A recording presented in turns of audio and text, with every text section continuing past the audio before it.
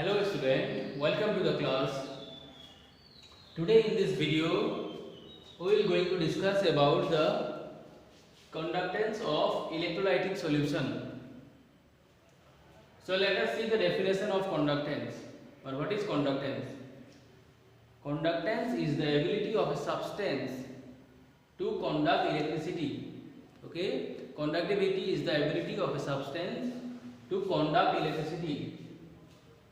The substance may be a wire, metallic wire, or it may be electrolyte. Okay, electrolyte means a liquid solution of salt. Okay, the solution of NaCl is known as electrolyte. The solution of copper sulfate in water, it is also known as electrolyte. Okay, so before discussing about the conductance, let us first discuss about resistance. Okay. So see, what is resistance? It is the ability to oppose the flow of electric current. It is the ability to oppose the flow of electric current. ये इसका उल्टा है. Conductance क्या था? Ability to flow electricity or electric current. और ये है ability to oppose electric current. Okay? It is denoted by R, capital R. So there are some facts about resistance. Okay, resistance is directly proportional to length. If we consider two wires of same substance, then the resistance of this wire is higher than this, since resistance is directly proportional to length. तो इसका resistance ज़्यादा होगा. Similarly अगर हम लोग दो substance लिया, एक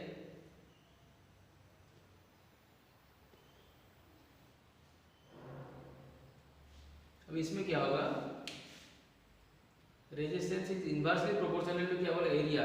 तो इसका एरिया क्या है, ज़्यादा है, तो इसका रेजिस्टेंस कम होगा, और इसका केस में रेजिस्टेंस ज़्यादा होगा. तो हम लोग क्या याद रखना है, resistance is directly proportional to length and it is inversely proportional to area. So R is proportional to L and R is proportional to 1/a. अगर ये दोनों हम लोग कंबाइन कर देते हैं तो क्या हो जाएगा, are is proportional to L/A.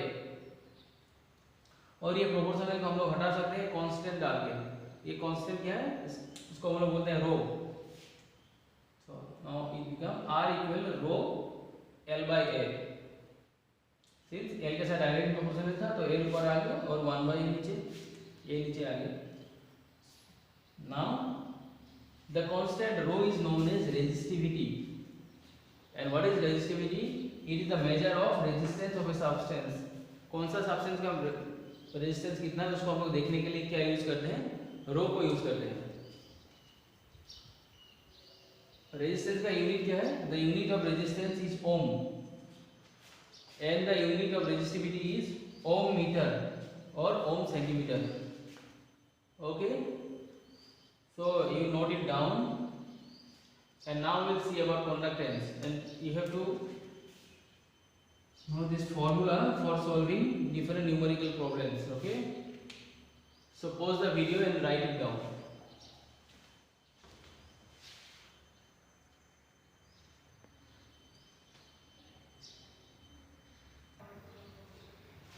Okay, so now see about conductance. Conductance is denoted by capital letter G.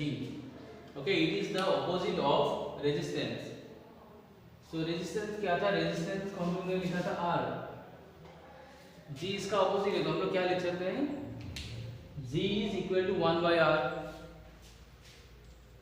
तो इसको हम लोग रिप्लेस कर सकते हैं, G इक्वल ऐसे लिख सकते हैं, since R is rho L/A.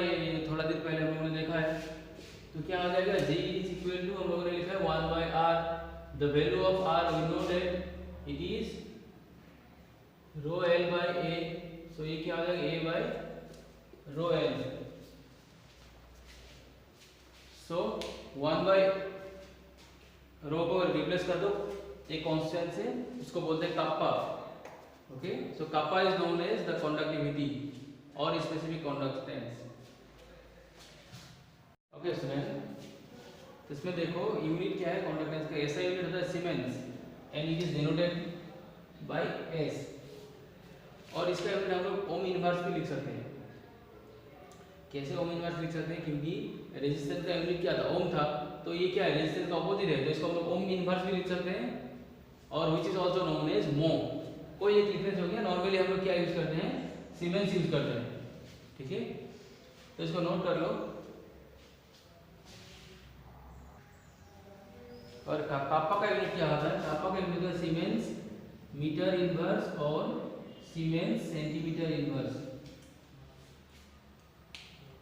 Okay, this is about the conductance and resistance. इसमें हम लोग को ये फॉर्मूला को याद रखना पड़ेगा न्यूमेरिकल सोल्व करने के लिए, ठीक है। तो इसको लिख लो।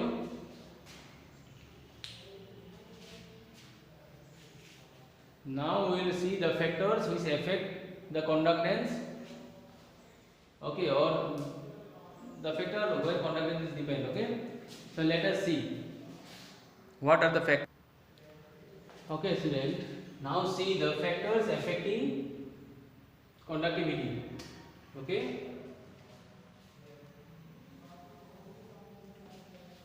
So let us first see the factors affecting conductivity of electrolytic solution। मतलब इसका कैसे किया होगा, लिक्विड का देख रहे हैं हम लोग, एक सॉल्यूशन का केस में देख रहे हैं हम लोग, और सॉल्यूशन कैसा है, लिक्विड सॉल्यूशन।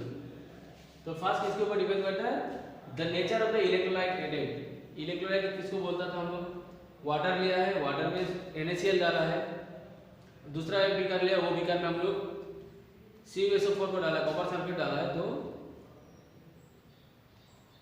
अलग अलग डाला है, एक में क्या डाला था, NaCl डाला था, वो अलग है, CuSO4 अलग है, दोनों इलेक्ट्रोलाइट सॉल्यूशन है। लेकिन तो देखेगा कौन सा टाइप का इलेक्ट्रोलाइट सॉल्यूशन डाला है, उसके ऊपर डिपेंड करेगा, ठीक है, nature of electrolytic solution. Then it depends on the ions produce and their solvation. तो कैसा टाइप का आयंस प्रोड्यूस हो रहा है, देखेगा आयन के ऊपर। जैसे इलेक्ट्रोलाइट को डाल दिया, NaCl को वाटर में डाल दिया, तो वो क्या प्रोड्यूस करता है, Na+Cl-। तो कैसा टाइप का आयन प्रोड्यूस हो रहा है उसको भी देखिएगा। नेक्स्ट किसके ऊपर डिपेंड करेगा, it depends on the nature of the solvent and viscosity. Solvent कैसा है उसके ऊपर भी डिपेंड करेगा। Again it depend on the nature of electrolyte, कौन सा इलेक्ट्रोलाइट है, कॉन्सेंट्रेशन ऑफ इलेक्ट्रोलाइट, इलेक्ट्रोलाइट का अमाउंट कितना है, ज्यादा है या कम है, उसके ऊपर भी डिपेंड करता है। Next is depend on temperature, और टेम्परेचर के साथ कैसे डिपेंड करता है, अगर इलेक्ट्रोलाइट का टेम्परेचर हम लोग इंक्रीज कर देते हैं, सॉल्यूशन का टेम्परेचर इंक्रीज करने से क्या होगा, कंडक्टिविटी भी इंक्रीज होता है, ठीक है। So these are the 5 factors which affect the conductivity of electrolytic solution: nature of the electrolyte added, nature of the ions produced and their solution, nature of the solvent and its viscosity, concentration of electrolyte and temperature, ठीक है। अभी next देखते हैं factors affecting the metallic और electronic conductance. जो metal का through conduct होता है, अभी एक सॉलिड में आ गया, तो मेटल का जो कंडक्टेंस है या कंडक्टिविटी किसके ऊपर डिपेंड करता है, वो nature and structure of metal, कौन सा मेटल लिया है और वो मेटल का स्ट्रक्चर क्या है उसके ऊपर डिपेंड करेगा। Then it depend on the number of valence electron.